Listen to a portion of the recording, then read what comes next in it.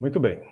Então tá, dia 14 de setembro, estávamos aqui conversando rapidamente sobre a pesquisa.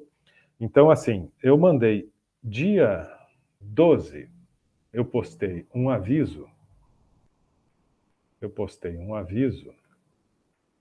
informando que, como dois grupos, pelo menos, né, tinham retardado esse processo de validação da pesquisa, e esse retardamento do processo de validação não foi culpa do grupo, né, mas, enfim, eles postaram a pesquisa, né, conforme eu solicitei, lá no ambiente de aula. Eu, 1 ou 2 dias depois, respondi, tinham ajustes ainda a fazer, eles fizeram os ajustes, enviaram de novo, eu, mais uma vez, achei uma outra coisa, e por conta disso, o tempo foi passando, e quando vimos, já estávamos no final de semana agora, e a previsão, né, era a apresentação hoje. Então, achei por bem prorrogar. Hoje a gente vai conversar sobre, né, outras questões. Fica aberta ainda a pesquisa, mas agora sim, podemos marcar para dia 21 de setembro, semana que vem. Concordam? Tranquilo? Betina e Luiz Ricardo, hoje a gente, né, dá uma olhada para ver se tem que fazer algum tipo de modificação mais adiante. E as apresentações, então, ficam para dia 21 de setembro, semana próxima. Tá bem? Combinados? Ok.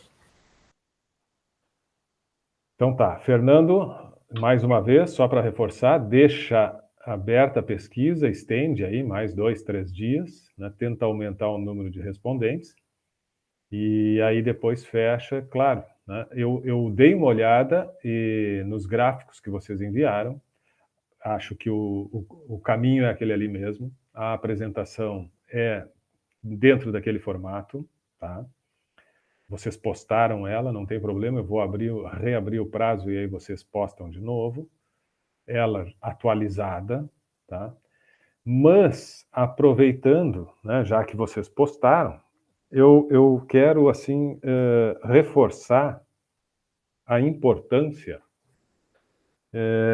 de algumas análises cruzadas.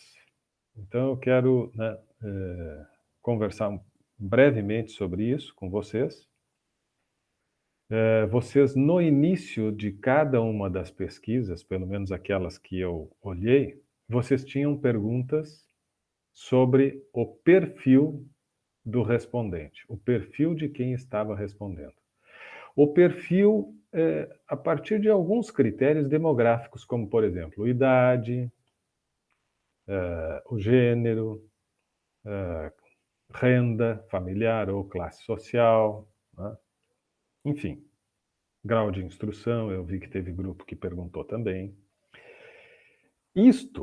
Estas perguntas iniciais, por que são colocadas nos questionários? Bom, para a gente ter, né, mais ou menos o perfil do respondente, mas principalmente para nos dar a possibilidade de realizarmos análises mais amplas, mais profundas, em determinadas questões, em algumas questões que julgamos ser importante esse aprofundamento.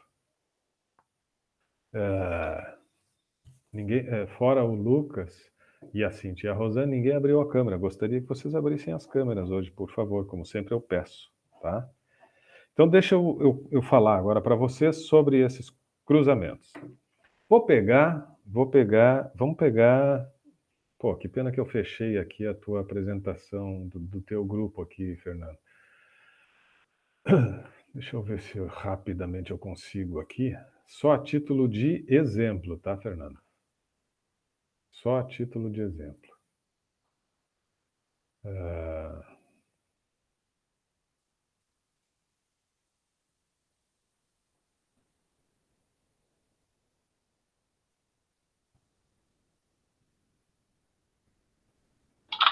Ô, professor, eu queria ter 10 mil seguidores lá para botar no Instagram, mas como eu não tenho, né? Fico para trás aí, né? Olha só, Fernando. 64, 64, aparece 64 respondentes só. Tu disse que tem cento e tantos já, né? Deixa eu confirmar aqui, ó. Tô com ela aberta aqui só um pouquinho. Eu acho que, porque foi a Amanda que postou, viu? Eu acho. 117. Não, tu vê, ó, 64 respostas. Então, deixa eu fazer uma coisa agora. Eu vou compartilhar a tela.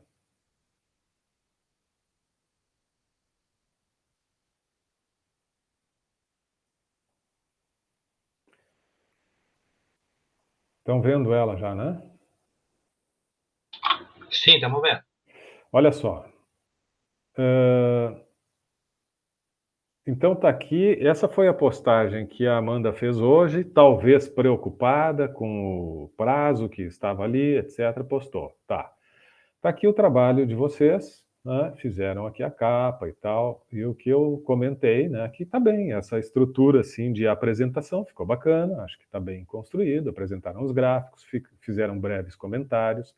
Claro que na semana que vem, quando vocês forem realmente apresentar, né, vocês podem ampliar esse comentário, né, enfim, enriquecer, trazer mais alguns elementos. Mas esse é né, o gráfico. Você consumiria algum energético, caso gostasse.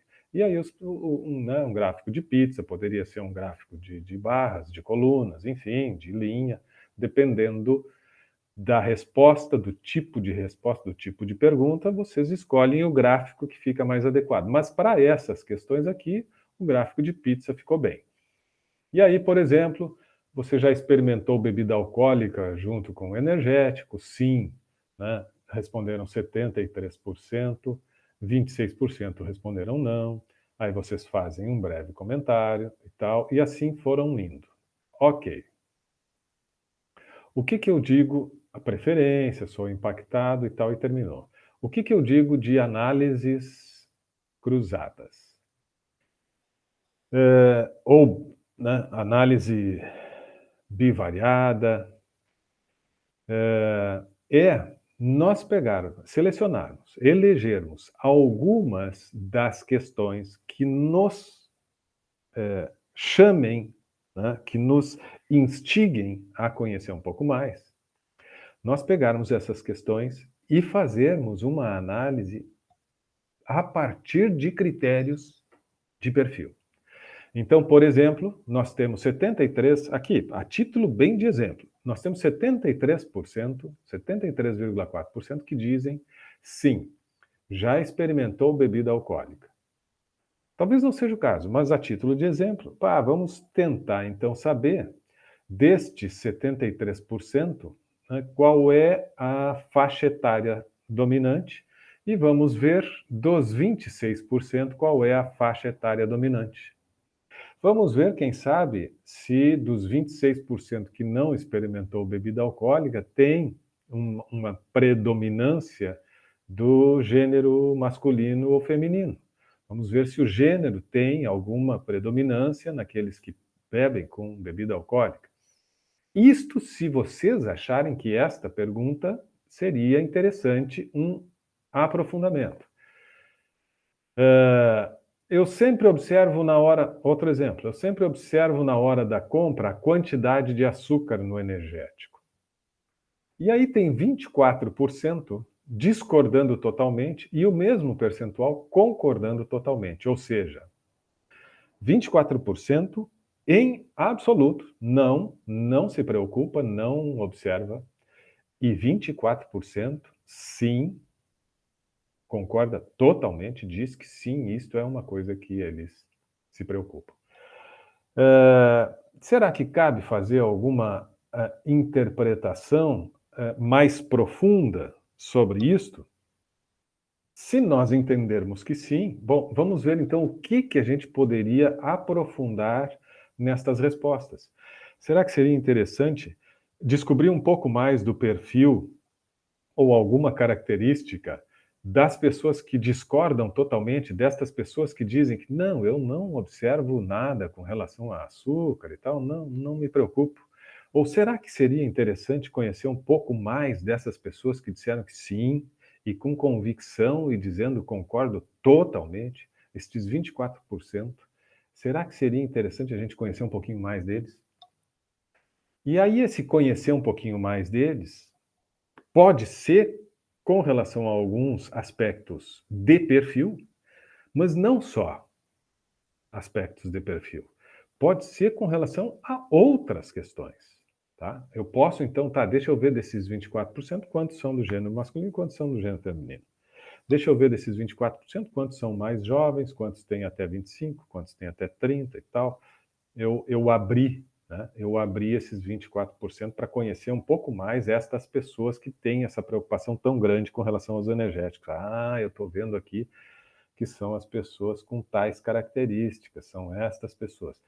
Mas eu não preciso apenas cruzar uma questão com as questões de identificação de perfil.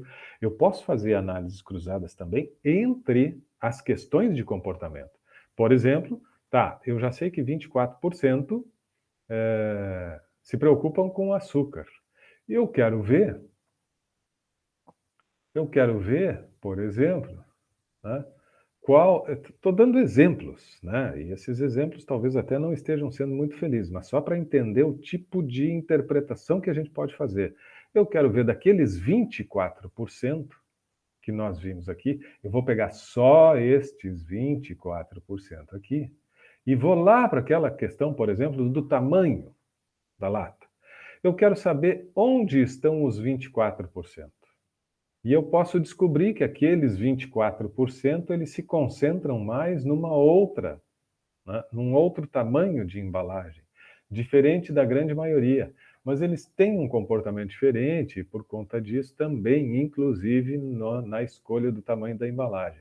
Ou vou trazer os 24% e vou ver que eles estão distribuídos, de certa forma, da mesma maneira que todos os outros, né? Vai dar mais ou menos um gráfico semelhante a esse. Bom, então eu sei que, apesar destas pessoas né, terem muita preocupação com relação ao açúcar, no que diz respeito à embalagem, eles têm um comportamento padrão, um comportamento comum à grande maioria, que é predominantemente comprar 473 ml, mas também compram, alguns deles, num número bem menor, compram aquela embalagem de 269 e tal. Bom, ok. Entende? A análise cruzada é qualificar a interpretação, né? Qualificar a interpretação, tentar trazer mais elementos. Vou dar mais um exemplo. Eu sou impactado por campanhas, mídias, opiniões, influências na hora da compra. E essa afirmação teve 14% concordando totalmente e 31% concordando parcialmente. Ou seja, de alguma forma, 31 mais 14 dá 45, 46%. De alguma forma, seja totalmente ou parcialmente, estas pessoas, esses 46% das pessoas que responderam, são impactados, né? Talvez muito decisivamente, talvez um pouco, mas eles concordam, total ou parcialmente, que sim, sofrem esta influência, né, das mídias, das campanhas e tal. Eu vou pegar estes 46% e vou lá na pergunta da marca, por exemplo. A marca é um fator importante na minha tomada de decisão. Eu vou querer saber, não todos agora, mas apenas os 46%, como eles estão distribuídos aqui. E se eles são impactados por, né, mídias, redes sociais e tal, é possível que esta resposta que a marca é um fator importante na minha tomada de decisão, talvez eles estejam se concentrando aqui nesses 46%. Talvez.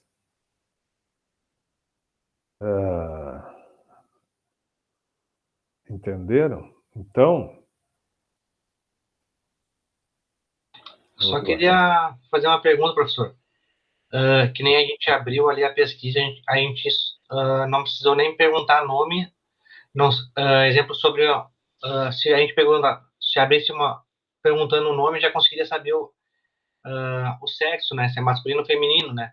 Exemplo não sei como é que tem como filtrar essas informações ali que o senhor está, exemplo, perguntando ali, a faixa etária ali, na resposta do Google ali, existe essa possibilidade ou não? Eu fiquei na dúvida agora.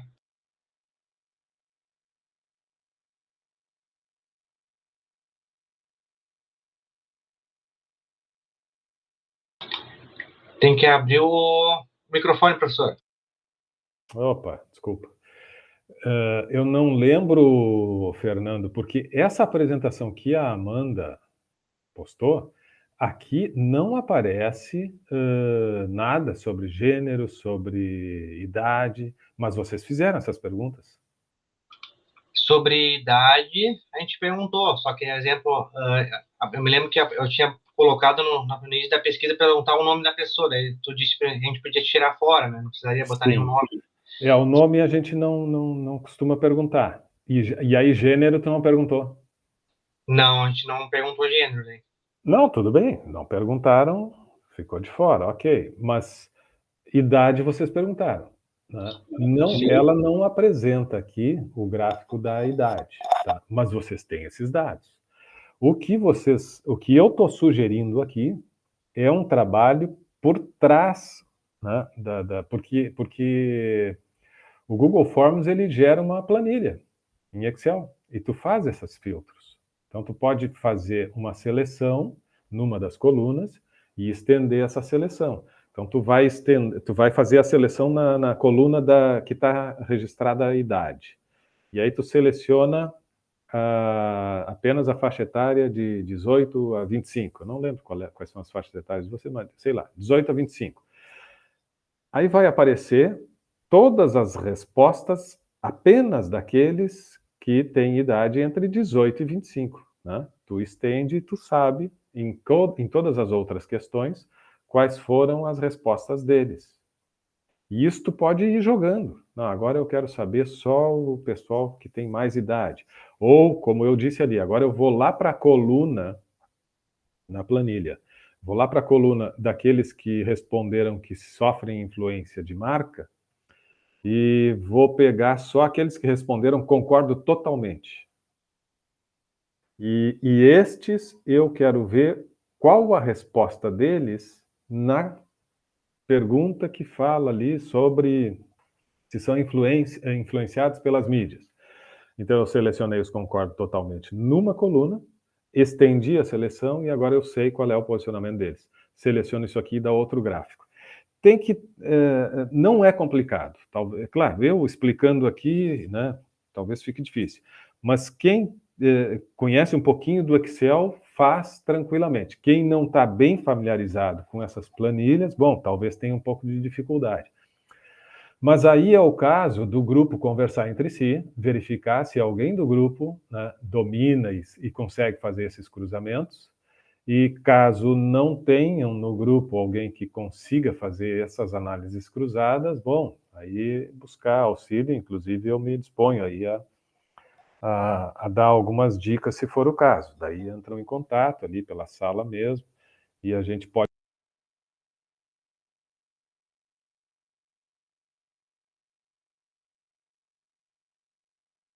Tá sem som, prof. Fechou o microfone. Mas fechou agora só, né? Antes vocês estavam me ouvindo, né? Entenderam? Entenderam o que é essa que eu estou propondo, assim, em termos de análises cruzadas? De desdobramentos, de aprofundamento? Rodrigo, Luiz Ricardo, Betina. Tranquilo? Sim. Sim. Tá. A pesquisa. Desculpa, Betina, o que foi? Agora eu só estou preocupada com a minha pesquisa. Mas porque... vida que segue. Preocupada porque tu acha que vai ter modificação? Não, eu acredito que tu vai acrescentar algumas coisas, mas tem bastante informação para cruzar, sabe? Dá para ver, entender por que o pessoal está migrando para os bancos digitais, né? Mas eu acho que tu vai acrescentar alguma coisa. Sim. Bueno. Nenhuma dúvida com relação a isso que eu propus? Tranquilo, Fernando? Tu é o representante do grupo aí. A Amanda não apareceu, não sei onde é que tá os colegas aí. Vou parar a apresentação aqui, então. Eu só vou ter que tentar aprofundar, né, essa parte que tu falou do Excel ali, tentar ver no Google Forms ali. Nunca puxei ali, nem sabia que ele separa essa numeração em Excel, em planilha, tem que até olhar isso aí. Sim. Aparece a gente tem acesso à planilha, a uma planilha. Tá? Eu vou pegar e dar uma pesquisada nessa parte ali para ver, então, para puxar, para ver essa faixa etária ali, quantos Isso, e até comenta com os teus colegas de grupo ali, porque é estranho que a Amanda tenha postado, né? Parcialmente, porque vieram, tu vê, vieram 64 respostas só.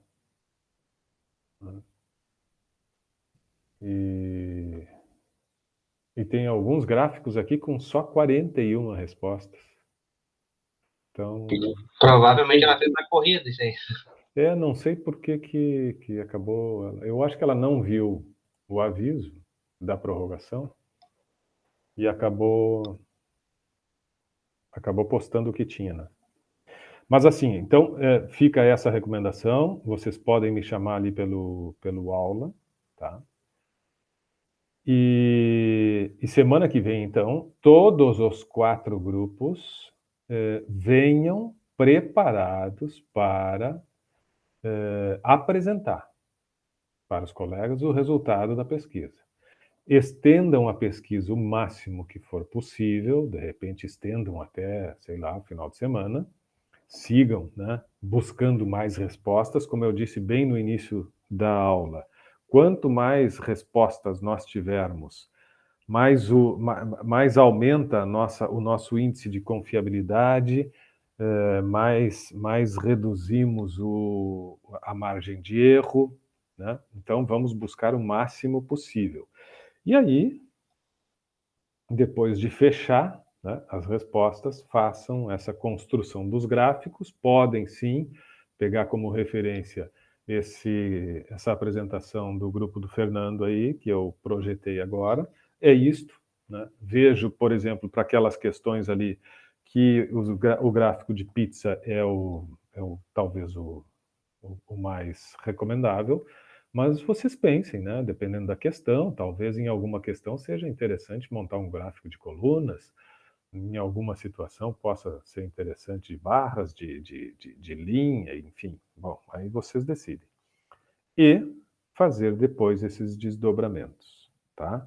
Apresentações da semana que vem, todos devem vir preparados para fazer essa apresentação.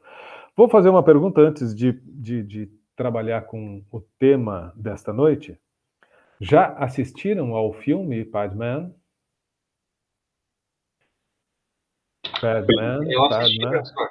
O Fernando já tinha assistido, eu acho que até já tinha comentado, né, Fernando? Não, foi o meu colega, o Lucas, pelo que eu me lembro, ele... Ah, o Lucas que tinha comentado? Tá. Eu acabei olhando depois de o senhor falar aqui. Tá, Betina também já assistiu. Mais alguém?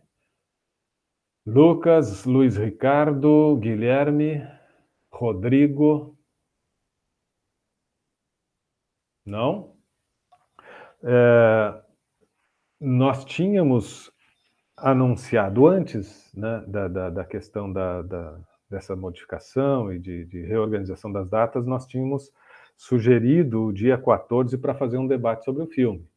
Então, peço assim ó, que assistam o filme, nós vamos ter na semana que vem a apresentação das pesquisas, mas é possível que daí na outra semana a gente faça um bate-papo sobre esse filme, um filme interessante que cabe a gente conversar um pouquinho, tá? Fica o registro e o lembrete para assistirem o filme e a gente trabalhar com ele no dia 28, depois da apresentação das pesquisas, tá bem? Terça-feira, 28.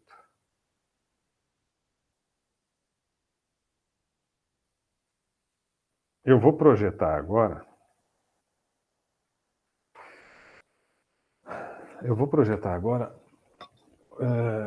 Alguns slides. Eu não vou estar vendo vocês. Por favor, abram o microfone e me chamem para qualquer dúvida, qualquer colocação, qualquer observação. Eu vou apresentar algumas informações acerca de 2 componentes do composto de marketing que nós já conversamos na semana retrasada. Vimos que, eventualmente, se eu estou lendo um artigo, se eu estou lendo uma revista, se eu estou ouvindo um podcast sobre marketing e tal, e a pessoa fala ou escreve sobre composto de marketing, significa que ele está falando dos 4 P's. Se ele, eventualmente, fala sobre mix de marketing, ele está falando sobre os 4 P's.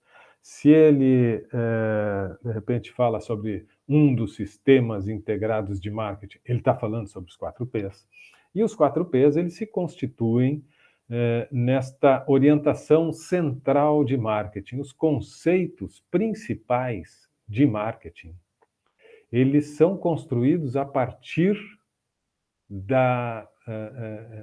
do que se entende como estratégias em torno dos 4 P's.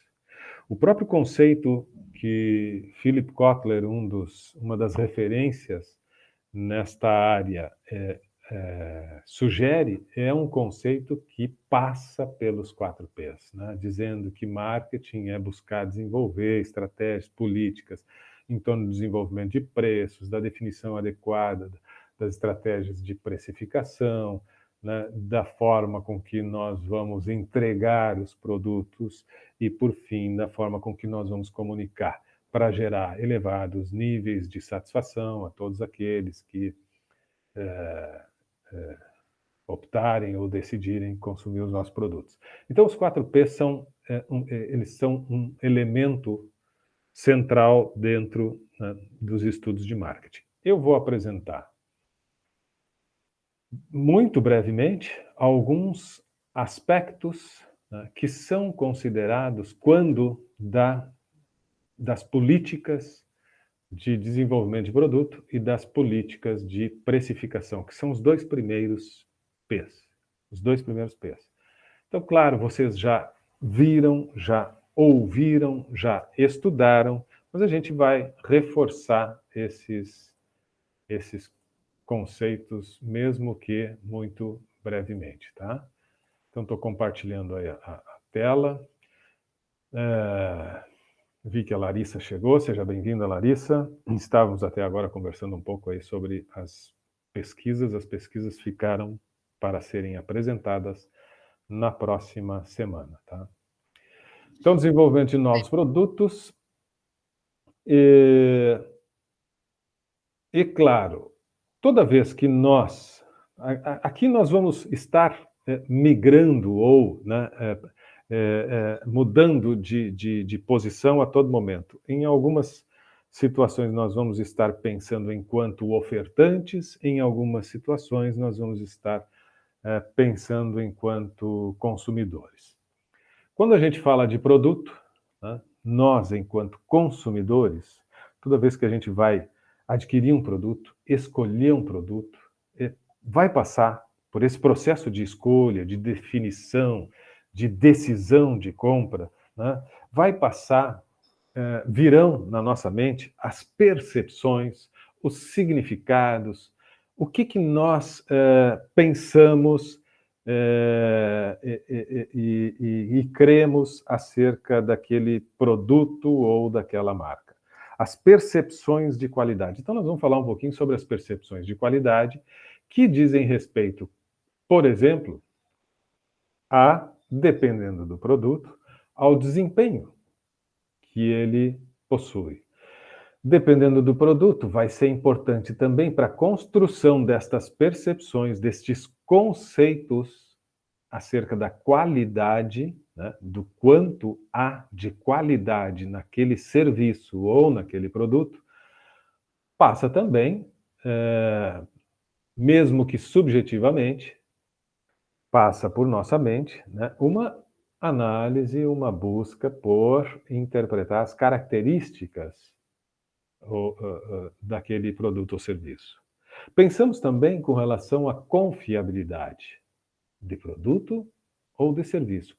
O quanto entendemos ser confiável aquela prestação de serviço, aquele serviço que estão nos entregando, que estão realizando. O quanto é confiável aquele produto que estamos adquirindo.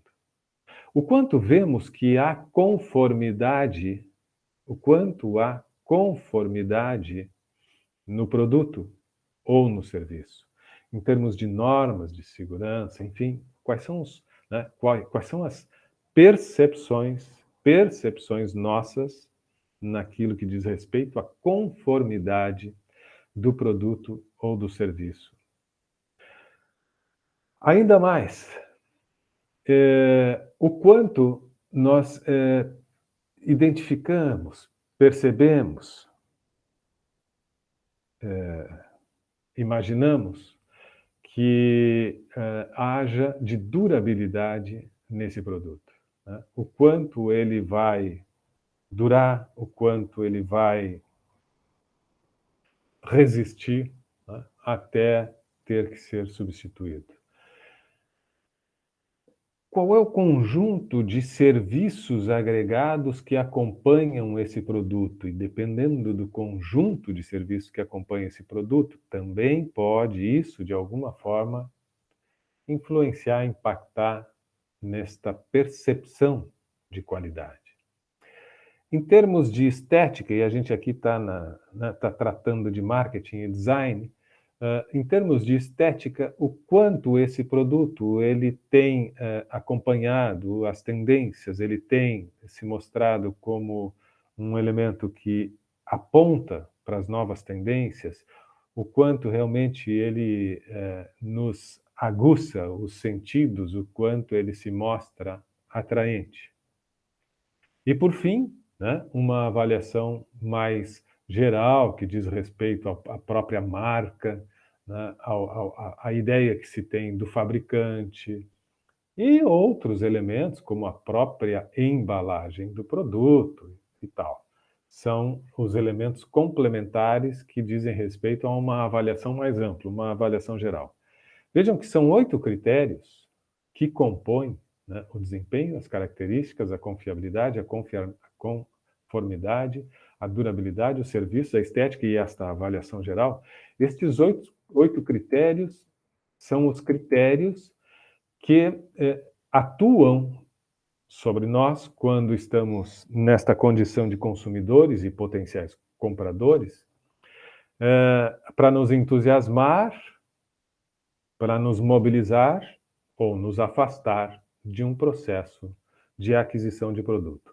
Os níveis de qualidade são dos produtos e dos serviços, eles são representados por um conjunto de critérios que subjetivamente existem e atuam sobre nós enquanto consumidores.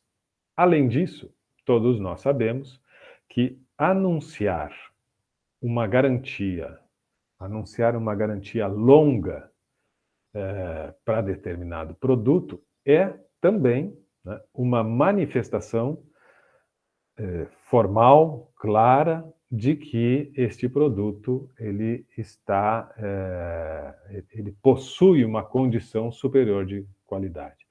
Por outro lado, se nós anunciamos que determinado produto não tem garantia, ou a garantia é de pouco tempo, de alguns meses, nós estamos transmitindo, né, nesta criação da percepção, né, na mente dos consumidores, de que talvez esse produto não seja de uma qualidade superior ou suficiente para aquilo que nós queremos ou desejamos. A garantia, né, mesmo que não seja elencado como um dos 8 critérios, é sim também um indicador importante que atua nestas nossas construções de significados, de conceitos, e significados e conceitos que nos dão mais tranquilidade ou que nos dão menos tranquilidade. né, que nos dão mais certeza ou menos certeza no momento de tomada de decisão. Lembrem-se sempre que todo o processo que a gente vai desenvolver na construção da nossa oferta, pensando em termos de planejamento de marketing, nós vamos desenvolver sempre com o propósito de reduzir os medos dos nossos potenciais clientes, consumidores, compradores. Reduzir os medos significa construir uma percepção de elevada qualidade. Quando nós conseguimos fazer uso destes critérios, que são mais ou menos importantes dependendo do tipo de produto ou serviço, mas que são importantes. Quando eu faço uso, identifico o grau de importância de todos esses critérios e faço uso de ações, né, desenvolvo ações que passem essa percepção de elevada qualidade em todos esses critérios, eu estou conseguindo, sim, reduzir significativamente os medos do consumidor, os medos do comprador e, por consequência, mobilizando ele, né, entusiasmando ele para o processo, para o ato da compra. Esse arquivo, bom, agora eu não vou passar todos os slides e comentar, mas, enfim, fala um pouco das características do produto, o quanto é importante, né, pensar sobre isso, e obviamente que aí passa muito pelo design do produto, né? E o quanto o design bem concebido vai agregar valor a qualquer tipo de produto, né? E por isso envolver as equipes interfuncionais e multifuncionais, o quanto é importante para esse processo de desenvolvimento de design, que sim, sem dúvida, tem uma influência muito grande, um impacto muito grande, mais uma vez, nas percepções que nós vamos criando nos nossos consumidores. E embalagem, claro que sim, a embalagem também cumpre funções e participa deste processo, né, de construção de percepções. A embalagem, ela precisa passar essa ideia de segurança, a embalagem, ela precisa também cumprir com o propósito de comunicação, né? Ela tem que, sim, promover o produto, ela tem que, sim, ter proporcionar as informações, trazer as informações necessárias, ela precisa, sim, se destacar, né? Se destacar no ponto de venda, né? Se destacar dos concorrentes, pelo menos oferecer essa condição para isso. Ela precisa, né, ter uma boa funcionalidade e ser conveniente. Então, a embalagem também faz parte, né, e aí tem algumas dicas. Rótulo, o quanto o rótulo também precisa estar adequado, alinhado às exigências legais, e que, por consequência, podem trazer mais alguns elementos que positivam essas nossas percepções. Então, isto são algumas considerações que eu vou colocar ali no aula, né, sobre produto, e quero agora trazer rapidamente, porque o tempo é curto, mais um sobre... Opa, desculpa.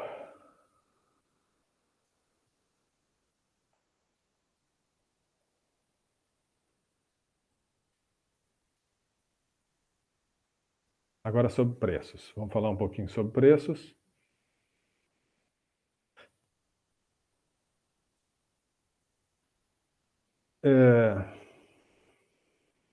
Assim como quando se concebe o produto ideal, se pensa nos atributos, se pensa no desempenho, se pensa na funcionalidade, se pensa nas características, se pensa no design, se pensa na embalagem, se pensa em todos esses elementos que constituem a nossa construção efetiva, real da oferta, nós temos concorrendo ou paralelamente sendo estudada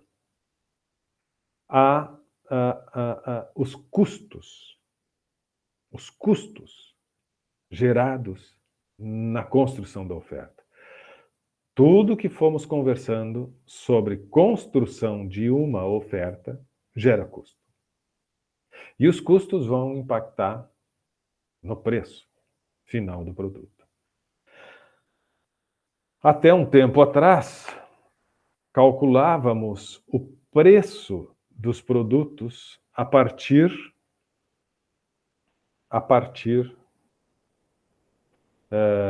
do somatório dos custos. Quais são os nossos custos? Todos os custos. Tudo que nós precisamos despender financeiramente para construir esta oferta, para entregar o produto. Qual é o somatório de todos os custos envolvidos nesse processo? É X? Muito bem, então o preço do nosso produto tem que ser X mais alguma coisa, que é o que eu pretendo, desejo receber. Até um tempo atrás era assim que funcionava, né? A definição do preço dos produtos se dava desta forma. Quais são os custos? Vamos classificar e é importante, né?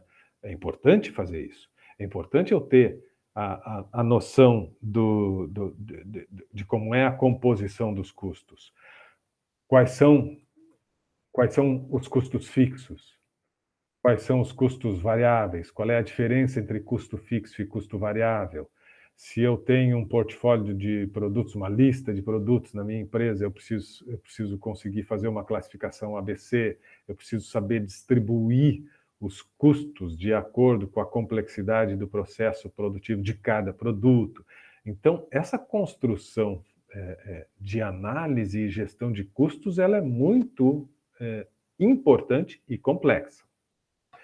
E ela, sim, é importante neste processo de precificação, neste processo de definição das políticas de preço dos meus produtos, do produto que eu vou lançar.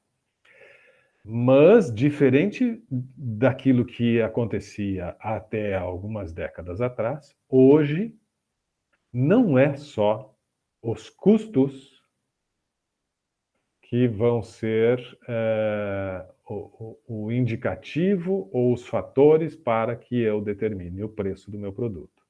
Outros elementos também são importantes para que eu defina o preço do meu produto ou do meu serviço.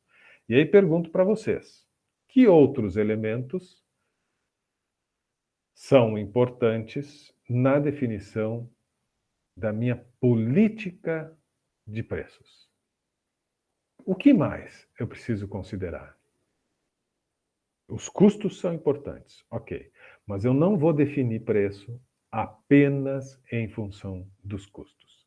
Que outros aspectos precisam ser lembrados, considerados, estudados para que eu defina as minhas políticas de preço? O que vocês me dizem? Enquanto eu tomo uma água, me respondam. Tem que analisar a concorrência também.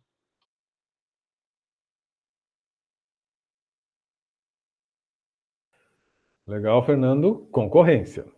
Nós precisamos olhar a concorrência.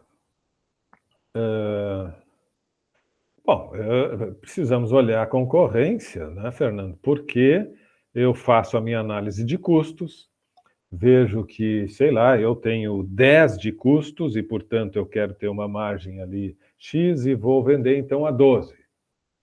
E aí tento vender a 12 e percebo que não estou conseguindo vender porque a concorrência está oferecendo um produto similar a 11, a 10,50, a 9. E se é um produto que tem as mesmas características, que tem os mesmos atributos, as mesmas funcionalidades e tal, não tem por que as pessoas... Então, sim, eu preciso ter a referência da concorrência. Ok. Mas o que mais? O que mais? Que eu preciso pensar? A logística, né, o valor para entregar o produto para o cliente também interfere no valor do produto, né? Se não fizer uma logística bem feita, o custo vai ser maior e vai afetar o valor do produto, né? A logística, mas a logística, ela, eu diria que já entrou nos nossos cálculos dos custos. Eu, pensando nos custos, não só nos custos de produção, eu já incluí custos de promoção, de divulgação, de logística, eu pensei em tudo. Então eu já sei tudo que eu gasto. Em termos de custos, eu já tenho. E como eu sei tudo que eu tenho de custos, eu, em cima disso, sei, né, até onde eu posso, o que eu preciso, por quanto eu preciso vender para ter um mínimo de rentabilidade.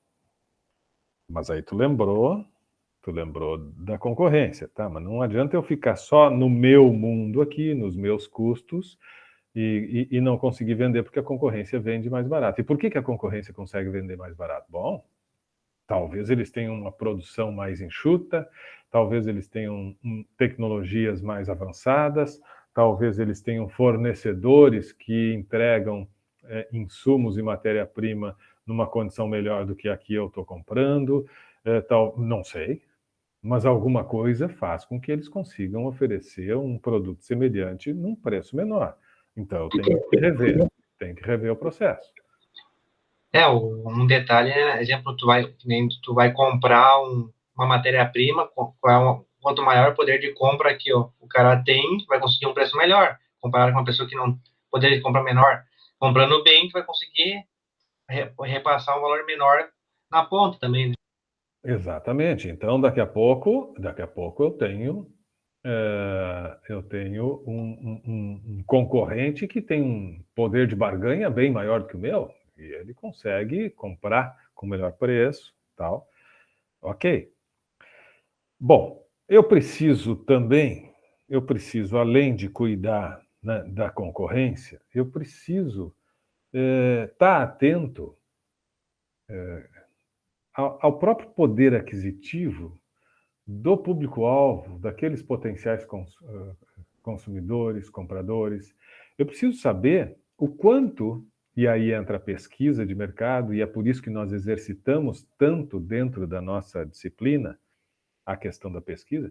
Eu preciso saber o quanto as pessoas estão dispostas a pagar pelo meu produto, pelo meu serviço, né? Eu preciso saber, porque daqui a pouco eu estabeleço um preço, mas esse não é um preço, é o preço que é necessário para cobrir os meus custos e tal, mas não cabe no bolso dos consumidores, não cabe no bolso daqueles para quem eu quero oferecer.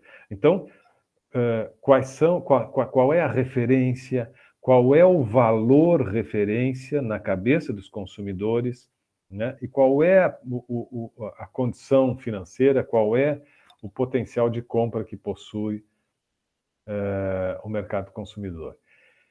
Mais do que isso, tem uma série de elementos que vão começar a fazer parte deste processo que nós, então, vamos chamar de políticas de precificação. Então, eu preciso ter objetivos bem claros, eu preciso saber quais são os meus propósitos, eu preciso pensar em termos de posicionamento, eu preciso considerar um conjunto de elementos, de aspectos, para, a partir daí, definir o preço que eu vou praticar agora, o preço que eu vou praticar num curto prazo, o preço que eu vou praticar no médio e no longo prazo. As minhas estratégias de precificação. Então vamos conversar um pouquinho, vamos passar esses slides rapidamente e falar sobre isso. E vamos começar a conversar sobre elasticidade da demanda com relação ao preço. Quem é que já estudou? Quem é que lembra deste tema? Quem é que lembra da fórmula da elasticidade da demanda? Lembram? Elasticidade da demanda com relação ao preço é o seguinte: cada produto possui uma elasticidade, que é representada por uma fórmula. matemática. A variação da quantidade vendida dividido pela variação do preço. A variação da quantidade vendida dividido pela variação do preço. Isso é uma fórmula.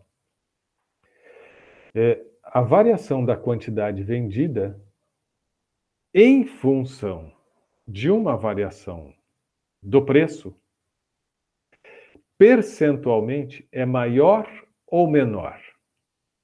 Então, exemplificando. O combustível, a gasolina, está 6,50, vamos arredondar. Se o combustível anunciar, o determinado posto de combustível anunciar uma redução no valor do combustível na ordem de 10%. Então está 6,50, vai baixar 65 centavos. E, portanto, a partir de agora, né, estamos com uma promoção, ao invés de 6,50, estamos vendendo aqui no posto a 5,85. Ele baixou 10% o valor. Vocês acham que a demanda, a procura por gasolina neste posto vai ser a mesma, vai continuar a mesma, vai ser maior do que 10%, ou vai aumentar, mas não chega a 10% o aumento da demanda.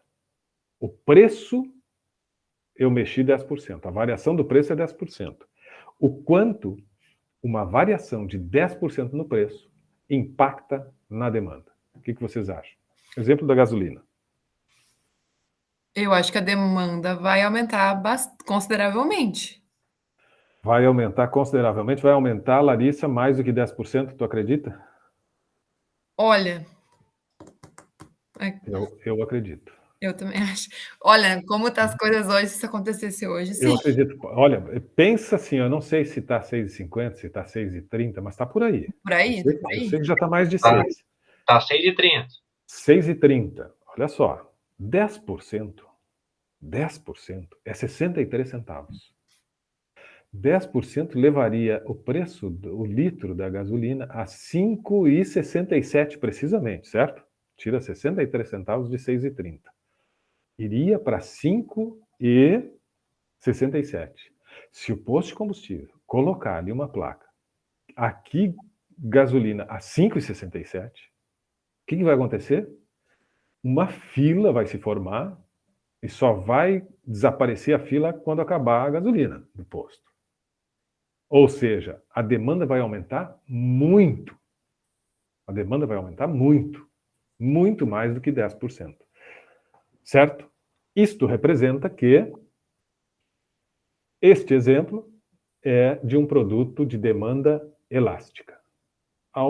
Mexe um pouco no preço, um percentual, e o percentual de aumento na demanda é muito maior.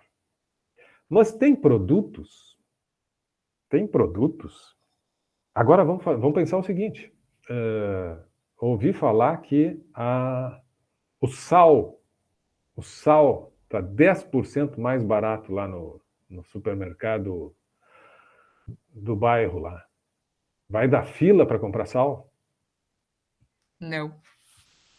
Não vai mudar nada, né? Não vai mudar nada. Tu vai comprar o teu, né? Vai comprar o sal quando tu precisar de sal. E se aumentou 10%, se aumentou 15%, se caiu 20%, bom, eu vou comprar um sal. Eu não vou passar a consumir muito mais sal. Tampouco vou deixar de consumir sal porque aumentou. Eu acho que nem se nota. Por exemplo, eu não ia notar a diferença, porque o sal não é uma coisa que eu compro muito, e muito menos que olha, é um produto que eu não olho o preço quando eu compro, sendo bem sincera. Tu não compra muito, mas tu compra porque precisa, né? Exatamente. Para aquilo que tu precisa, e é isto. Tu não vai comprar mais ou menos, né, em função de reduções de preço, ou de aumento de preço, né? Exceto que aconteça, sei lá, daqui a pouco começa a aumentar muito o preço, né? E aí tu já começa até a pensar em, antes que aumente mais, tu buscar estocar, coisa assim. Mas isso são situações extremas, porque aumentos, né, pequenos não impactam Este é um produto, né, de inelástico, de demanda inelástica.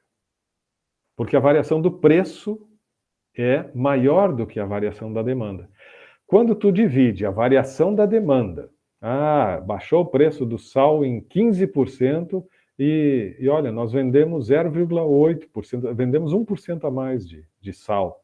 Então, 1% dividido por 15% vai dar 0,0. Toda vez que a gente aplicar a fórmula e der menos que 1, é demanda inelástica. Toda vez que eu tenho, por exemplo, um aumento na demanda, aumentou a fila lá no combustível, aumentou o consumo em 40%, porque eu baixei só 10% o preço. 40 por 10 dá 4. 4 é acima de 1, então demanda elástica. Quanto maior a distância do número 1, positivamente, mais elástica é a demanda. E se ficar abaixo de 1, 0, alguma coisa, é inelástico. É importante eu saber isso. Todos os produtos, todos os serviços, tudo que é vendido tem uma elasticidade.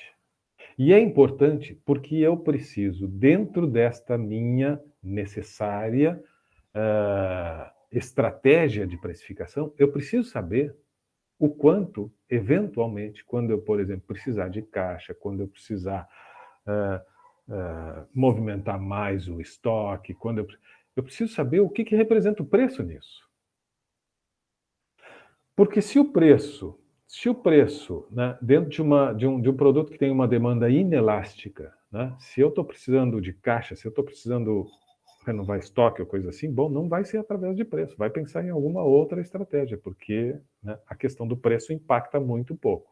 Entretanto, tem alguns produtos que, olha, vamos pensar em uma promoção, vamos pensar em um grande evento, em alguma coisa aí que movimenta e tal, vamos pensar no preço, porque o nosso produto é um produto de demanda elástica.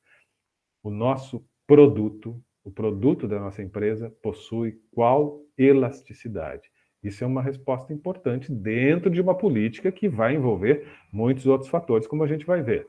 Fala lá, Larissa. Sor, no caso, eu trabalho na JBS, né? E a gente trabalha com alimentos. O alimento tem uma vida útil, certo? E principalmente em alguns requisitos, alguns alimentos, a vida útil é menor. Tem itens lá que tem 30 dias de validade. Quando a gente fala lá que eles entram no shelf, ele começa a ter shelf life, começa a virar fefo. Isso se enquadra nessa questão de elasticidade de preço ou não? Ou é outro caso? Porque o preço despenca, né?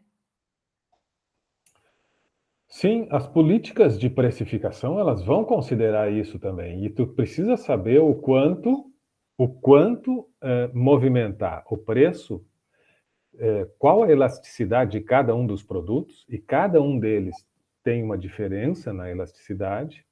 Aqueles produtos de primeira necessidade, em geral, são inelásticos, né? É demanda inelástica, porque as pessoas precisam comprar, né? Se aumentou um pouco o preço, bom, paciência, vou ter que me ajustar aqui, mas vou ter que comprar. Caiu o preço? Bom, caiu o preço, mas também não vou passar a consumir mais. Sempre tem alteração, claro que sim. Mas pequenas alterações, não são muito impactantes. De qualquer forma, isso não é uma regra geral ampla, depende muito do produto. E, dependendo do produto, então, a gente sabendo que cada produto tem um grau de elasticidade, eu posso saber, por exemplo, que quando, olha, eu preciso movimentar, né? Preciso movimentar o estoque, preciso tocar adiante porque está estourando o prazo. Trabalha com o preço, porque esse é a demanda elástica. Trabalha com preço que a demanda aumenta. Se ele não tem elasticidade grande, não adianta trabalhar com preço. Vai pensar numa outra promoção, ou já começa a pensar até em doar para o banco de alimentos, como eu citei aí, né, que são os problemas bons que a gente encontra, às vezes, né, nestas grandes distribuidoras e nos próprios mercados, né, que eu digo problema bom para o banco de alimentos e para as entidades que o banco de alimentos apoia, eu acho que eu já tinha comentado isso, que quando, né, estão no limiar assim, do vencimento, né, as entidades acabam doando porque senão o alimento vai, né, vai perder a validade, vai ficar impróprio para o consumo. Mas é isso, né? Essa preocupação no sentido de movimentação do estoque, né, de acelerar a saída ou não, tem sim a ver, Larissa, com a elasticidade de cada produto. Tá, mas agora tem outra dúvida. Ai, desculpa, eu cortei alguém. Não, Tu falou ali de necessidades básicas. Por exemplo, a gente vende um hot hit, que é aqueles hambúrguer de botar no micro. Ele é diferente de um arroz e feijão. Entendeu? com certeza. Quando um Tem hot uma hit. elasticidade diferente do arroz e feijão. Exatamente, é isso que eu tava pensando agora. Com certeza. Bem diferente. O arroz e feijão é isso ali, né? Eu preciso comprar o arroz, né? Eu tenho que comprar o arroz. Ah, mas aumentou 10%. Vou gritar, vou espernear, vou chorar e vou comprar, né? E tem variação, né, Larissa? Tem variação. Toda vez que mexe o preço, tem. Olha a carne, né? A carne, como está mudando os hábitos de consumo, né, recentemente aí, porque a carne está com valores, né, subiu muito o valor da carne, né? Então, sim, teve um impacto grande. Bebidas têm uma elasticidade também maior, né? Mas aí vai destas coisas assim, que são básicas, né, daqueles de primeira necessidade mesmo, e os outros que vão tendo uma característica assim, bom, mas se também, né, eu tiver que parar de comprar, se começar a aumentar muito, eu paro de comprar e estamos aí, uma hora que sobrar eu compro de novo, senão, paciência, sai fora da minha, né, da minha lista de consumo, é isso. Tem alguns produtos que não vão sair fora da minha lista de consumo, são os básicos. E tem alguns que sim, eu posso tirar. E tu deste o exemplo aí. Mas todos eles têm um índice de elasticidade, têm um impacto que pode ser bem intenso ou pode ser muito pequeno. Mas existe um impacto com relação ao preço. Alguns não adianta eu ficar pensando porque o impacto é tão pequeno que, olha, não adianta ficar pensando em promoção de preço para movimentar o estoque aí, porque não vai, não adianta. Pense em alguma outra coisa, pense em alguma outra estratégia, porque, né, esse não tem tanta elasticidade. Certo? Que ia comentar ali no comércio, quando pega um prazo muito curto, eles chamam de FIFO, né? Dão essa sigla aí quando daí baixa o preço para botar para fora, né? Às vezes até o preço de custo mesmo para não perder o produto. Exatamente, é isso aí. Para não perder, tu joga com o preço e tal. E isso tu vai jogando, tu vai trabalhando em cima de rotatividade de estoque. Tu sabe qual é o teu, né, o teu giro, tu sabe o teu giro médio em termos de tempo, e aí tu calcula, olha, se a gente não fizer alguma coisa, vai perder. Nós vamos perder. Daqui a uma semana está estourando, daqui a 15 dias está estourando. E aí tu vai jogando e fazendo promoções em cima disso. Bem, isso aí. Muito bem.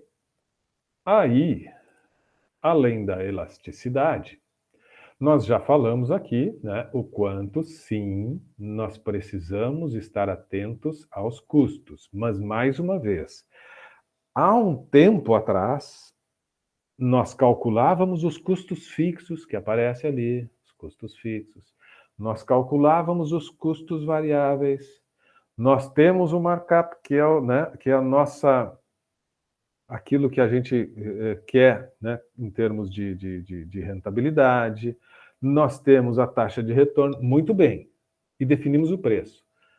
Mas isto quando nós tínhamos uma interferência do mercado menor. Ponto de equilíbrio era e segue sendo importante. Aliás, todos esses elementos seguem sendo muito importantes, mas eles não são definitivos para a definição do preço. Eles não são decisivos, eles são importantes, mas não são definitivos quando a gente está estabelecendo o preço. Não são definitivos. Não é só isso. Então, eu preciso considerar custos fixos, preciso considerar os custos variáveis, vou calcular qual é o preço a partir disso, mas como disse o Fernando no início, eu preciso também olhar como é que estão aplicando, como é que os concorrentes estão, né, se posicionando, eu preciso pensar também no poder aquisitivo, eu preciso pensar em uma série de outras coisas. Mas eu preciso ter precisão, me desculpando pela redundância, eu preciso ter precisão no estabelecimento do ponto de equilíbrio. O ponto de equilíbrio é muito importante para nós. E aí a gente se assessora, nós da área de marketing vamos nos assessorar com o pessoal de custos e de finanças, né? Escuta, eu preciso saber qual é o ponto de equilíbrio. O ponto de equilíbrio nos diz a partir de que preço que eu estou empatando, que eu estou cobrindo os meus custos fixos e variáveis. Se tu vender o produto, né, a nossa produção aqui, se tu vender ela ao preço unitário de R$15, R$15 é o nosso ponto de equilíbrio. Significa que se nós vendermos a nossa produção a R$15 a unidade, nós conseguimos pagar tudo que gastamos, conseguimos cobrir os custos fixos, mão de obra, insumos, né, tudo, matéria-prima, impostos, carga tributária, folha de pagamento, encargos, tudo, conseguimos pagar tudo. Não sobra nada. O ponto de equilíbrio entre receita e despesa. Tu vendeu para cobrir as despesas. Significa que, se tu vende a tua produção por este valor e isto paga os custos, tu, para ter um mínimo de lucro, tem que vender um pouquinho acima desse valor. Então, a cada centavo acima do ponto de equilíbrio, tu está tendo receita. Tu está tendo lucro, retorno. A cada centavo abaixo do ponto de equilíbrio, tu está tendo prejuízo. Tu precisa, portanto, sim, ter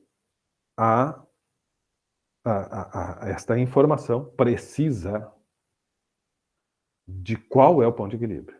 Qual é o ponto limite. Não significa que algumas empresas, por vezes, não vendam abaixo do ponto de equilíbrio. Não façam ofertas, né, com um preço inferior ao ponto de equilíbrio. Fazem conscientemente, sabendo que estão vendendo com prejuízo, mas porque tem um propósito, porque tem um objetivo, porque tem uma estratégia. Bom, mas aí é uma estratégia. Toda vez que eu faço uma promoção, uma grande campanha publicitária, eu tenho que investir. Eu tenho que investir nas mídias, eu tenho que investir, enfim, né? Isto é investimento. Eu posso decidir que o meu investimento, em determinado momento, vai ser no desconto que eu vou dar, vendendo abaixo do custo. Vender abaixo do custo, conscientemente, estrategicamente, é um investimento. Não, eu vou vender realmente abaixo do custo, mas muitas pessoas vão comprar por conta desta grande promoção. Muitas pessoas vão comprar. Muitas pessoas que não compravam antes, que desconheciam a nossa marca, que desconheciam o nosso produto, vão passar a comprar por conta desta promoção. Eu estou vendendo no prejuízo, mas isso é um investimento. Porque essas pessoas que não compravam, essas pessoas que agora decidiram comprar, elas vão experimentar. E eu confio na qualidade do meu produto. Elas vão experimentar, elas vão gostar, elas vão voltar. Eu ainda talvez venda mais uma ou duas vezes por esse preço. Mas ao longo do tempo, quando elas forem aumentando o seu grau de fidelidade comigo por conta da qualidade da minha oferta, por conta da qualidade do meu produto, eu vou gradativamente começar a reposicionar o meu preço a uma condição que me dê retorno. E aí, eu investi na hora certa, conquistei clientes e estou ali na frente. Bom, isso é planejamento, isso é estratégia de preço, isso são decisões, mas que tu precisa saber exatamente, tá? Mas qual é o ponto de equilíbrio e o quanto eu consigo sustentar, o quanto eu consigo baixar, quanto tempo eu consigo fazer isso, o que representa isso? né? Eu preciso ter essa noção de grandeza. Então, os valores que dizem respeito aos custos, a gestão dos custos é muito importante. Tem que estar sempre dialogando com o pessoal da área de custos, né, com o pessoal da área da produção. Nós temos que, sim, insistir que a área da produção seja uma área de produção enxuta, né, com muita competência na hora de definição dos fornecedores, na hora de definição de processos, enfim, gestão de custos, e com isso eu ter né, essa informação do quanto realmente eu estou gastando atualmente, né, em termos de custos fixos, custos variáveis, despesas diversas, e até onde eu posso jogar, né, qual é o meu fôlego, qual é a minha capacidade financeira, o quanto tempo eu consigo atuar. Tem muitas empresas que entram no mercado e entram no mercado com preço abaixo do custo e ficam ali. Mas elas confiam no seu produto e sabem que em um mercado de forte concorrência, se ela não entrar com um preço mais baixo, as pessoas já estão, digamos, com um grau de fidelidade às marcas que lá estão e não vão se aventurar numa nova marca. Mas se o preço for altamente convidativo, bom, talvez até eu resolva experimentar. Então a empresa entra com um preço altamente convidativo, que é um preço que exige, né, esse esforço dela de atuar no vermelho, mas é a forma que ela tem de atrair determinado número de consumidores. E depois que eles provam, que eles experimentam, que eles consomem, eles acabam percebendo que tem ali algumas razões para fazer com que eles sigam comprando daquele produto. Por outro lado, vejam, tudo isso, todas essas questões precisam ser discutidas na definição das políticas de preço pela área de marketing. Porque é marketing que vai definir o preço. Não é a gestão de custo, não é a gestão financeira. É a área de marketing. Então, por outro lado, esta questão de entrar no mercado com preços muito baixos para despertar o interesse das pessoas, para, né, dar motivos para as pessoas comprarem o nosso produto, pode, sim, por outro lado, acabar classificando o produto como um produto no imaginário, na percepção dos consumidores, um produto de qualidade inferior. Ele é preço baixo assim, é porque ele tem uma qualidade inferior, e aquele público que prima pela qualidade, que coloca, né, a qualidade como o elemento principal no processo de tomada de decisão, não vai querer experimentar esse produto, porque já tem, né, esta ideia de que um produto com preço muito baixo, ele não pode ter boa qualidade. Enfim, né? Então a gente precisa ter esses cuidados, buscando uma estratégia de entrada no mercado, uma estratégia agressiva de entrada no mercado com preço baixo, para derrubar aqueles que lá estão já consolidados. Eu entro com uma estratégia agressiva de preço baixo, mas cuidado, tu pode estar entrando e criando uma percepção de baixa qualidade porque o teu preço é muito baixo.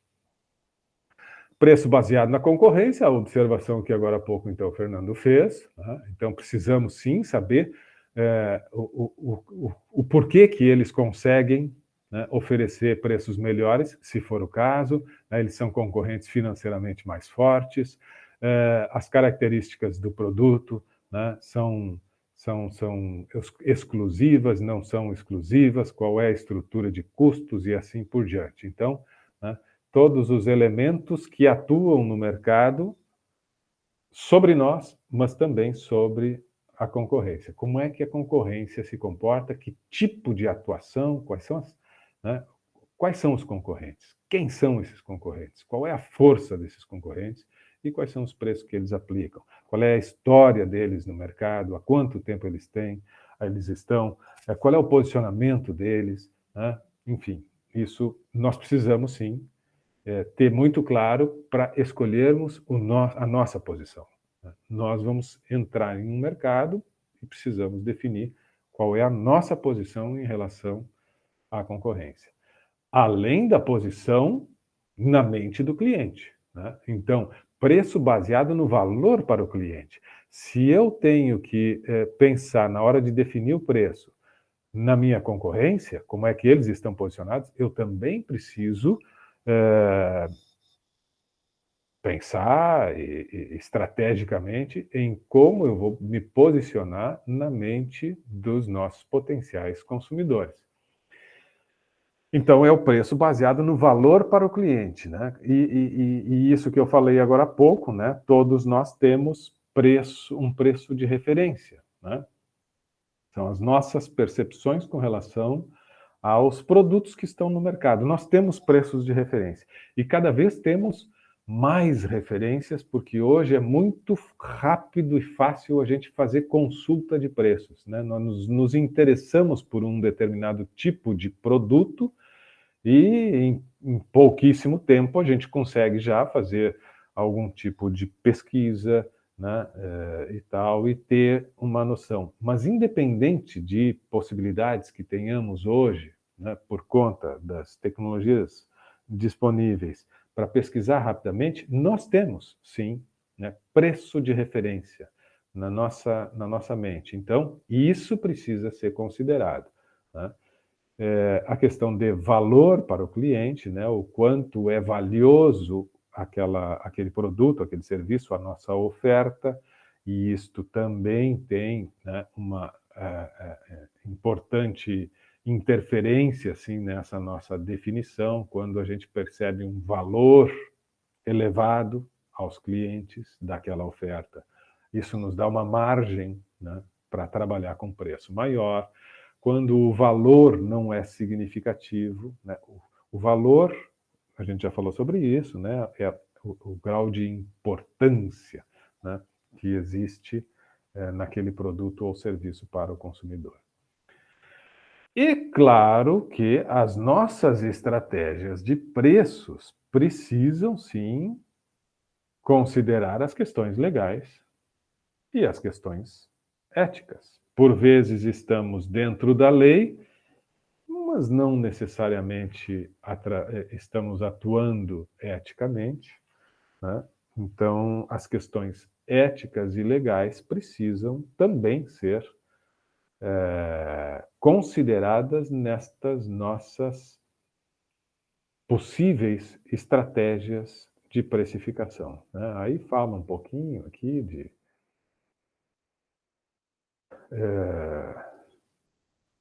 alguns exemplos, né, de questões legais e de questões éticas ou antiéticas, né?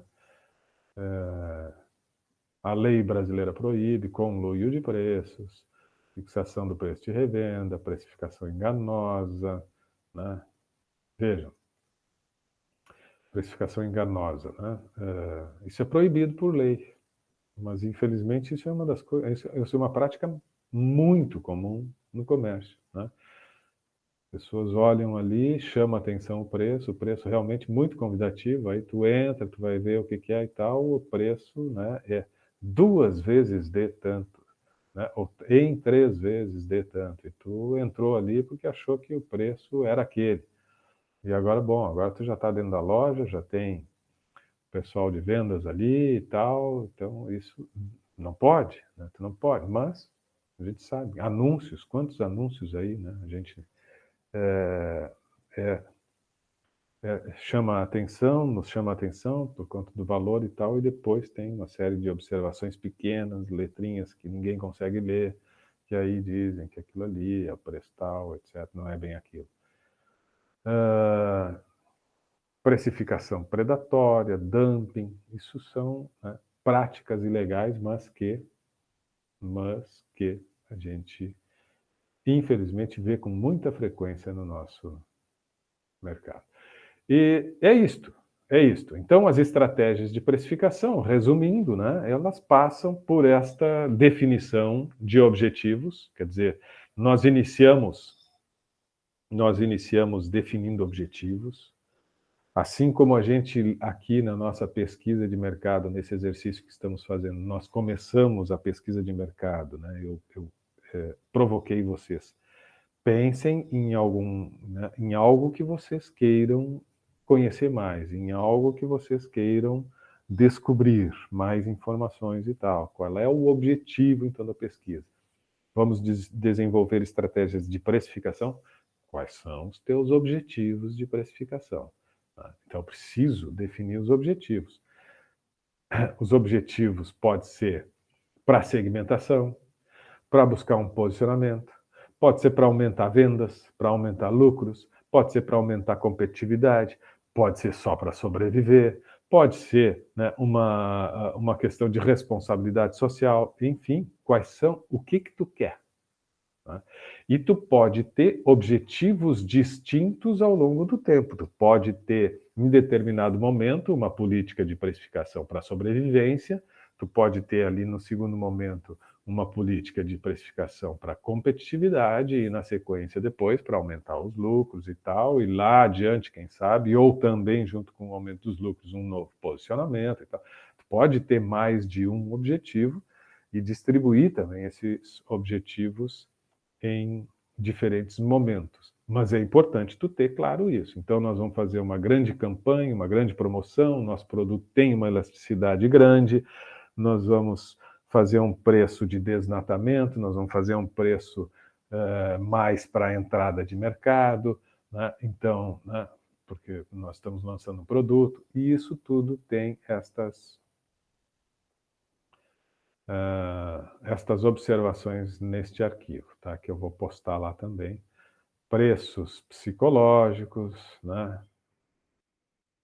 Preço por prestígio, certo? Tem determinadas marcas que certamente os produtos não precisariam ter aquele preço tão elevado, mas é até para manter o prestígio, né? O preço não arredondado, por mais que nos pareça assim,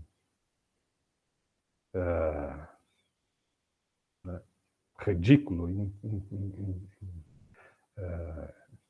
inconcebível, que isso não tem resultado nenhum, tem, né? Então, tu vender um determinado chocolate por R$ 2,99, por que eles não vendem por 3? Por que a barra de chocolate é R$ 2,99? Por que o automóvel é R$ 19.990, ou R$ 27.990, ou R$ 49.990? Por que, né? Será que realmente isso tem alguma diferença? E tem, né?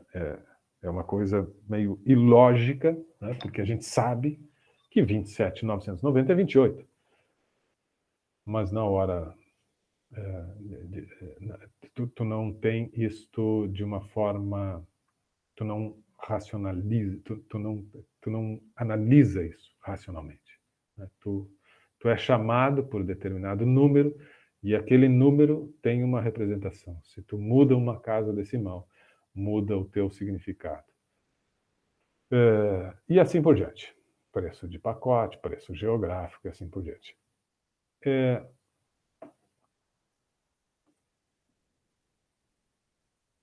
Este arquivo, então, fala de estratégias de precificação, tá? E nós temos para essa semana,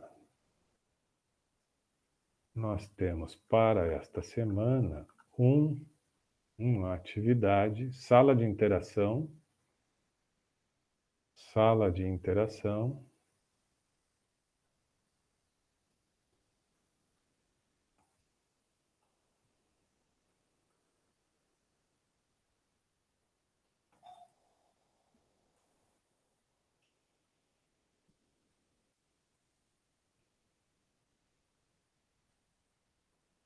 tá ali, certo? A partir de hoje, então, está aberto já, talvez já tenham visto, estudo sobre um dos componentes do Compost Marketing, o preço, a partir disso que nós conversamos. Então, o exercício para essa semana, junto com a pesquisa que vocês vão finalizar, pode ser nos grupos até, tá? Pode ser feito esse trabalho aqui dentro dos próprios grupos aí da pesquisa. Vocês vão escolher determinado produto ou serviço e fazer uma análise sobre políticas de preço desenvolvidas pela empresa ofertante a partir dos tópicos abaixo listados. Tentem identificar o quanto o produto possui demanda elástica ou inelástica, né? Então, para saber se ele é elástico ou não, ou inelástico, pensem, se variar 10% o preço, a procura, a demanda vai aumentar mais do que 10%, elástico. Se variar 10% o preço e praticamente não mudou a demanda, inelástico.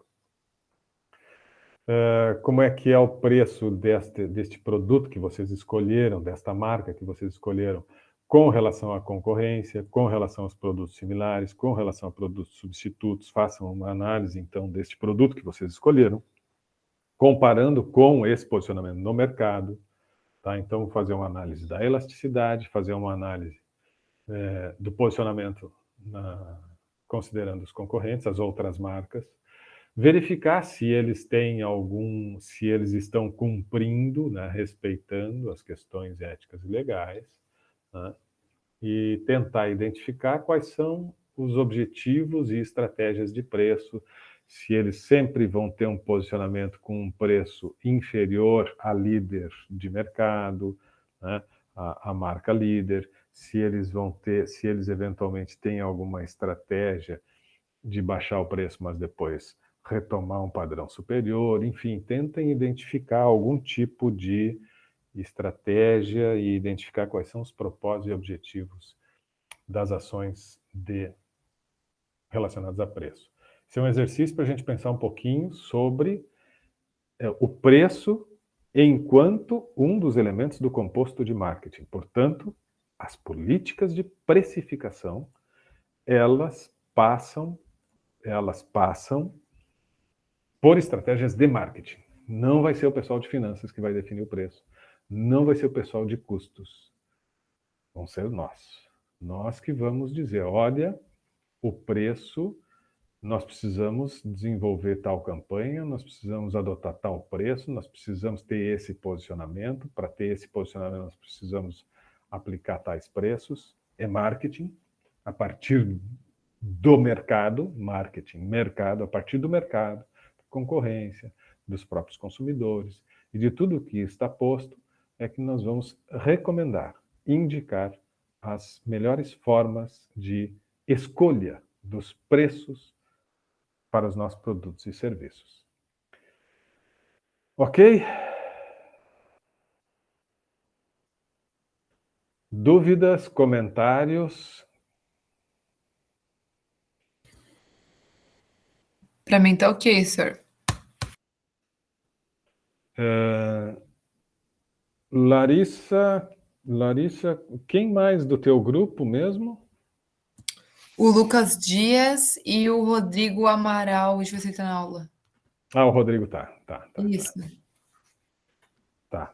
Porque no início eu falei, tu chegou depois, eu não sei se tu pegou aí a nossa conversa sobre a questão da pesquisa. Não, eu estava trabalhando, cheguei mais tarde hoje. Tá. Mas enfim, ficou a apresentação para a semana que vem, tá? Tá, desculpa. Cadê ela? Estava aqui. É para montar um PPT com os resultados e uma breve apresentação sobre o Isso, meu só que vídeo. eu dei um exemplo assim de qualificar essa análise, tá? De ampliar essa análise, não ficarmos só restritos à tabulação das respostas que foram elaboradas, mas tentar fazer algum tipo de cruzamento entre questões, entre respostas, tá? Por exemplo, o Rodrigo vai te explicar depois.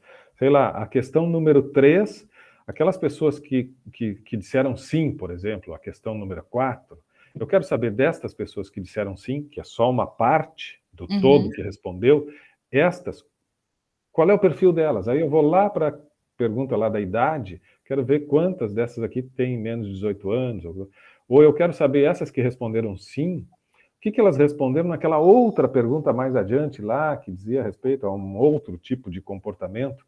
Então, essas que concordam com este comportamento, o que elas acham daquela pergunta? Enfim, fazer análises cruzadas para ampliar a interpretação. Não ficar só aquela interpretação primeira, né, que mostra, olha, perguntamos isso, X% disse isto, Y% aquilo e tal. É isso, ponto. ir um pouquinho além, desdobrar. Tá, eu quero saber, então, um pouquinho mais desse grupo aqui, que é o, né, de todos que responderam, estes aqui são os que mais nos interessam, os que confirmaram e tal. Então, vamos conhecer um pouquinho mais deles, seja com relação à idade, seja com relação ao gênero, ou com relação à renda, ou mesmo com relação a comportamentos em outras questões que vocês fizeram, tá? Tá, eu posso botar os resultados tudo primeiro e depois, por último, fazer as análises? Fazer os desdobramentos, pode ser? Isso. Tá, e outra pergunta, essa vai ser a nota da P1? Sim. Ok, muito obrigada, prof. Tá, semana que vem tem um grupo, então, que vai ficar comigo agora para a gente validar. Os demais, se não tem mais nenhuma dúvida, já tem aí o que fazer. Seguir intensificando nas pesquisas e já começar a trabalhar no TDE também, da semana. Ok? Ô, Sora, eu tenho mais uma dúvida. Eu me lembrei agora, na verdade, esses dias eu estava me lembrando. O mínimo de respostas, no mínimo, seria 200? É isso, eu me confundi.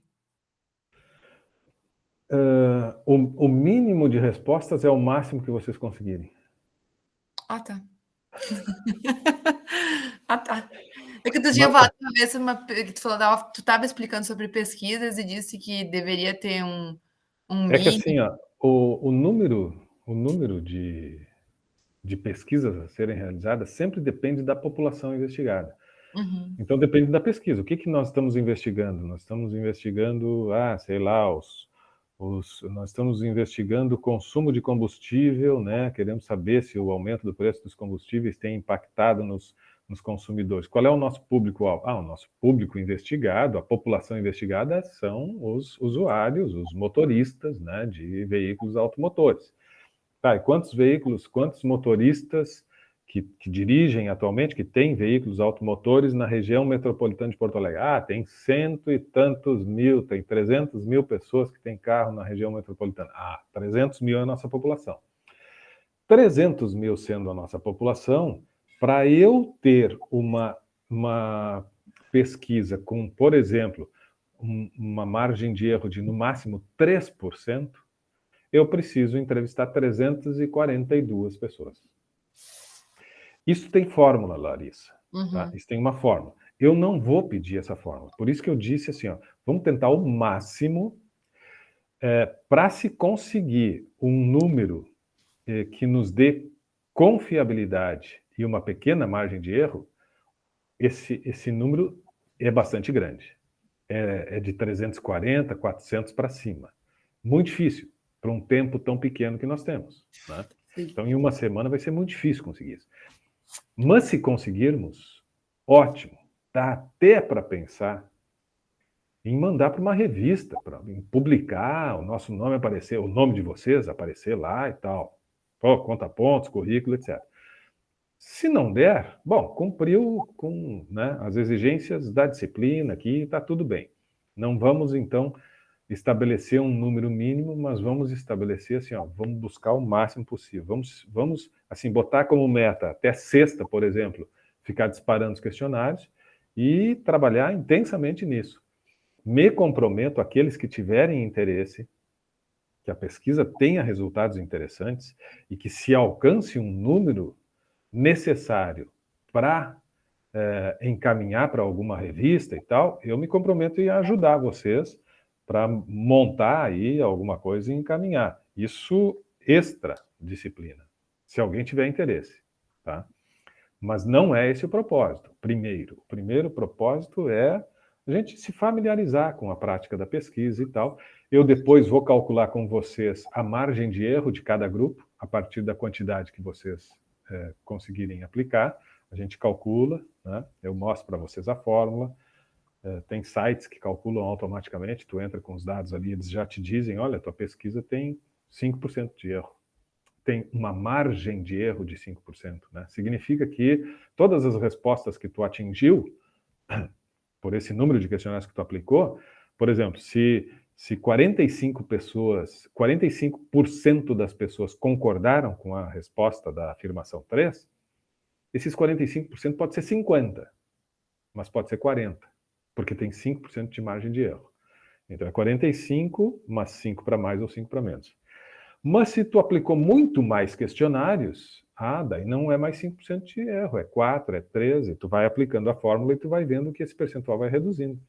Imagina, as pesquisas eleitorais, normalmente é margem de erro de 2%. 2% para mais ou para menos, lembra? Na época de eleição, sempre tem as pesquisas eleitorais e, em geral, margem de erro que eles chegam é 2%.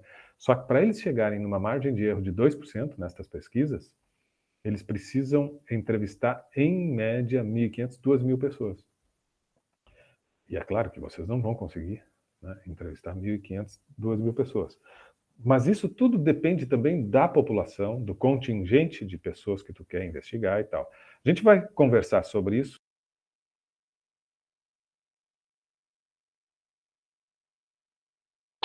Caiu o microfone. Mas eu não quero estabelecer, obrigado, Fernando, eu não quero estabelecer isso, eu deixo o mouse ali em cima e às vezes bato aqui. Eu não quero estabelecer isso como meta, porque eu sei que o tempo é muito pequeno para vocês. E aí, né? Mas assim, ó, tentem 200, 250, 300 questionários. Se vocês chegarem a 300, está mais do que bom. Ok? Tudo certo, pessoal? Queria te fazer uma pergunta ali. Na hora de postar esse arquivo final ali, cada aluno tem que postar no seu ambiente de aula ou um só? Eu vou abrir de novo ali porque o prazo estava até 14/9. Eu vou abrir até o dia 21 e cada um de vocês vai postar ali, porque a nota ela é dada por aquele espaço ali, por aquela sala de postagem. Se não postar, não tem como atribuir nota. Fica como não entregue a atividade. Então, todos do grupo têm que postar o mesmo trabalho, mas todos do grupo têm que postar. Ok. Bom, eu vou continuar então agora com Luiz Ricardo e Betina. Acho que é isso. Se os demais não tem mais dúvida, encerramos. Também vou encerrar a gravação. Ok? Ok, boa noite, senhor. Interrompendo a gravação. Ok, boa noite. Boa noite, Rodrigo. Boa noite, Larissa. Boa noite.